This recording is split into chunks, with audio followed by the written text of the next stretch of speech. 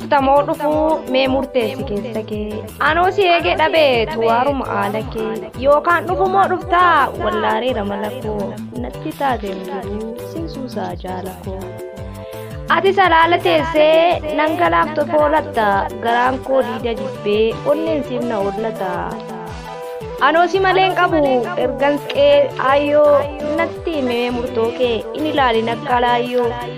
In dhufu si rakkise karaan sirraa fagaatee nan dhufaa natti hime yaanni koo suma taate.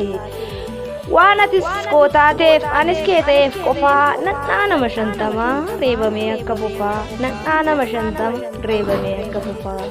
Ollaan silaana ciree akka foon masqalaa na waammadhu jaala koo lo'ee dhufaa galgalaa. Malee ati sachi teessee yaadaan na waadamiini anis asii yaada kee hin jiraatti dhaanamiini. Waliif gallaa kottumee ol seeni kee ayyoo abjuu keenya dhugoomsi galmaan gahimee kaayyoo.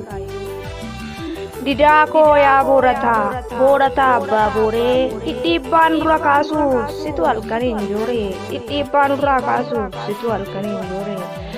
Anis sirraa citee taa'uuf waadaa ganamaa diigee hin danda'u na nyaata dhiignichi biyyaaf dhiigee kanaafan sitti dhiisee murtoo kee qofa eegaa ni dhuftamoo seetu. Isatu sammuu na jeeqaa in dhuftamoo dhuftu isa sammuu na jeeqaa.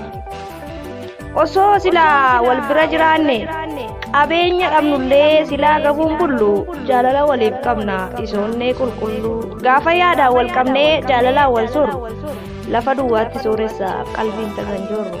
Bidiruu yaadaa soqnee daaknee ragalaana jaalalaa daqiiqaa tokkoof yaadne jiraannaa silaa laalaa wadaroo jechaa micciirtee hiiteettonneef yaada koo rakkoo jibbaa cicciruuf dhuunfatteettamii rakkoo rakkoo jibbaa cicciruuf dhuunfatteettamii rakkoo. Hoogganaa guddaa taatee bulchita qalbiif bara jiru osoo dhibbuu dorgome kan siin naagitu hin jiru jaalalliin siif qabu hin qabu gatii gitaa osoo maallaqaan ibsame gamoo guddaayyuu bita osoo maallaqaan ibsame gamoo guddaayyuu bita. Halkan ciisa koorraa watwaatee na kaasa abjuu koon na joorsee dukkanaan na baasa akka suusii bunaa sagalee keen araade marartee koo waa maraa tokkittii koo si yaade.